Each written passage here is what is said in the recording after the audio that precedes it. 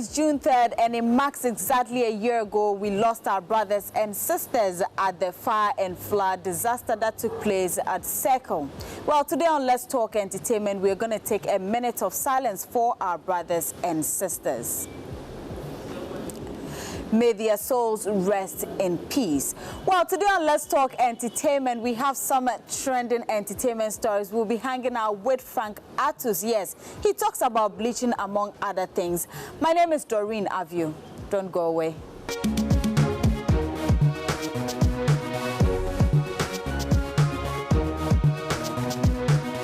If you just tuned in, this is Let's Talk Entertainment. So, as I mentioned earlier, we've been hanging out with Ghanaian actor, or should I say Liberian actor, or better, Nigerian actor Frank Artus. And he's been talking about skin bleaching. He also talks about the fact that people say that he's not a good actor, among other things. Let's take a look at it. Frank Artus, which one is which? Okay, both of them, except that they're split personalities. Yeah, because Artus Frank is a quiet, family man. He's a kind-hearted person. You know, he's always home, more like an introvert.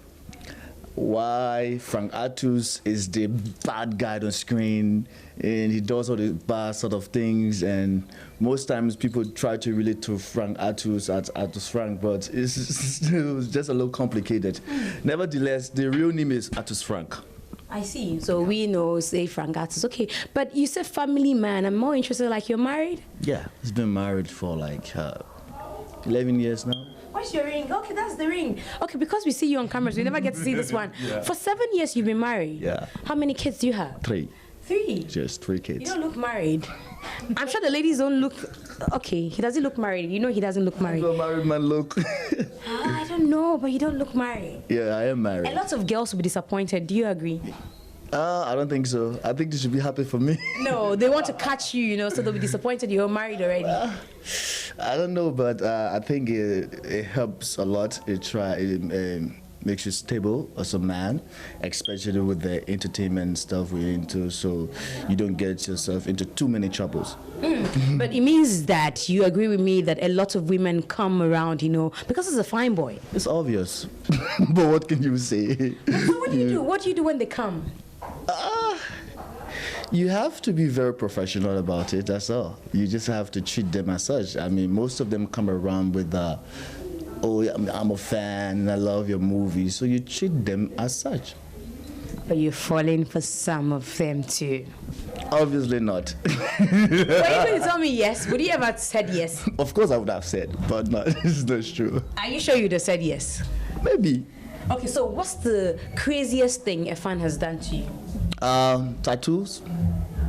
Yeah, I have 3 of my fans. They've written my name on the back, like Artus. This is really, really like 2 on their back and 1 on a hand. Like it's there, like live. I was so shocked when I saw it. Why? She said, I don't mind remembering you for life. Like, oh wow, okay. How does your wife feel about all these? The good thing about it is that my wife is, I think my wife is a more matured woman. She's experienced, so she knows what the entertainment, what the showbiz is all about, you know. So it's not as if there's sometimes along the line that she you know, she get in contact with some of these things, but because of a level of maturity, she tried to handle them the best way she can. Yeah. Good for you then, you have a wife that is understanding. But you know, one thing that keeps coming up is, Frank, is a Ghanaian, he's a Liberian, he's a Sierra Leonean. Which are you? I've answered this question like 1,000 times. I know. Yeah. I know. Yeah, actually, I'm a Liberian. Okay. The complications is where when I came into Ghana in 2009, I purposely left Liberia because I wanted to do movies, and in Liberia our industry have not grown yet, unlike the Ghanaians and Nigerian film industry. So in 2009, I left. I came here and I started working with Abdul Salam, the Venus film, and that's how the ball started rolling. And I realized that Nollywood was a larger market, and was paying very well too. So I needed to set a platform for myself. So I started working more often in Nigeria, a couple of jobs in Ghana, more jobs in Nigeria, like that. And that's how. So because there hasn't been anyone that really gone that far in entertainment, as in from Liberia, and I was the first person. So people wasn't really seeing me that I'm coming from Liberia. There was either Nigeria, Ghana. That's a confusion. Until I started to grant some interviews and telling people, no, I'm not Ghanaian, no, I'm not Nigerian, but I'm Liberian. That must be a brave step, like leaving your homeland, coming to Ghana. Did you know people here? Nobody. I just came like that. My daughter was like about 7 months. You married then, you left your daughter, you left them? No, I brought them with me. My wife and my daughter, I brought them with me. And she was like 7 months at that point in time, so I brought her. So she's like 7 years now.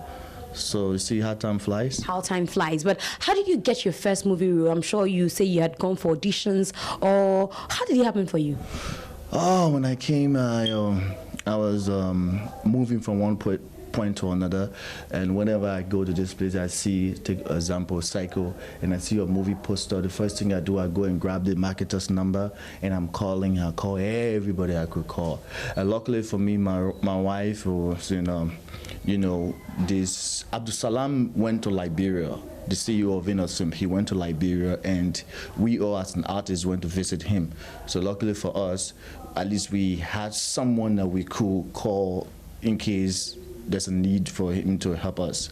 So at this point in time, we kept pestering his life. We kept calling him. And then this day he said, you guys come for an audition. And then when I went for the audition, I realized that it was not about me, but it was about our nation. Because once I was going to fail, it means our nation has failed. Because everybody was going to look at me. So I just put in my all in the audition, and I did my best. I think I was one of the few that was chosen for the first movie, Chelsea. Then I did Who Loves Me, along with Jackie and Majid, and it started. You really stay here in Ghana? Yeah. Your family here? Yeah, my family here. My kids are all here. They're in school here. They've been here for like 7 years now. Yeah, but I don't stay one place. I work a lot, and I try as much as possible to extend my work in other countries, not just Ghana and Nigeria.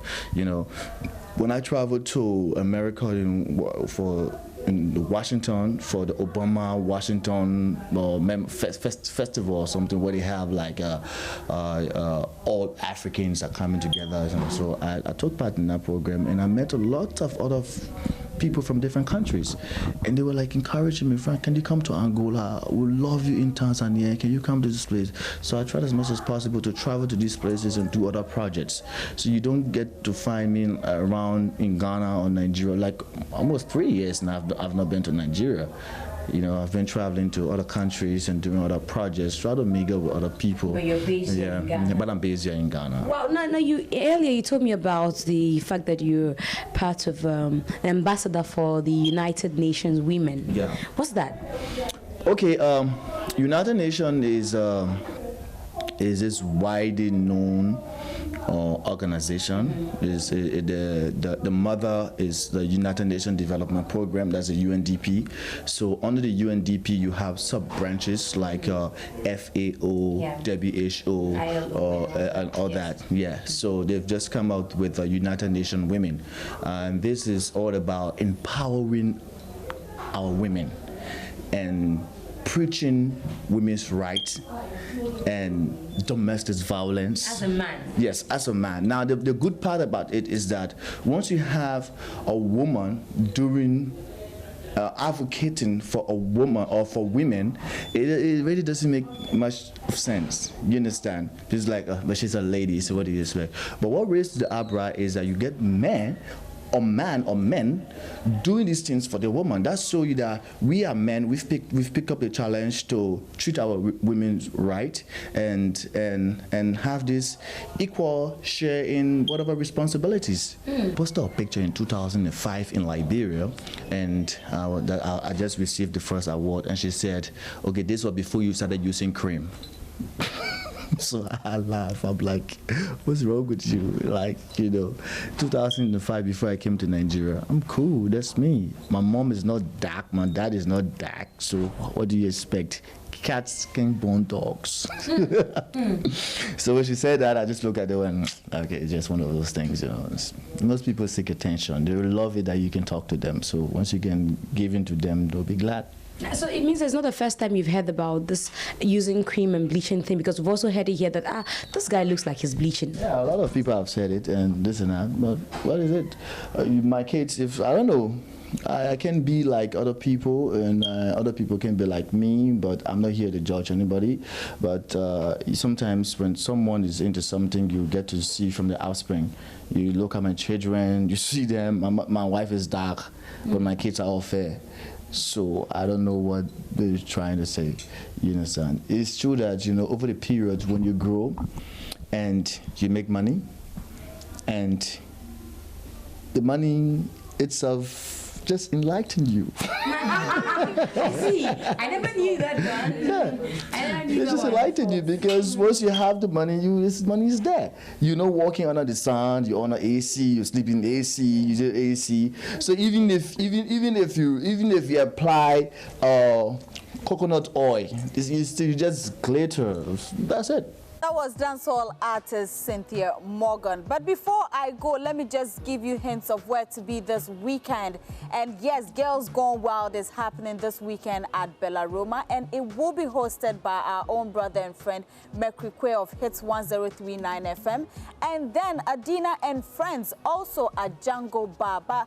In all of this, Uncle Ebo White will crown it all with his latest play, Dear God, at the National Theatre. So yes, you can pass through all of these events this weekend and miss the best out of it. Well, my name is Doreen Avio, and I'm back on your screen same time on Monday on Joy News on Multi TV.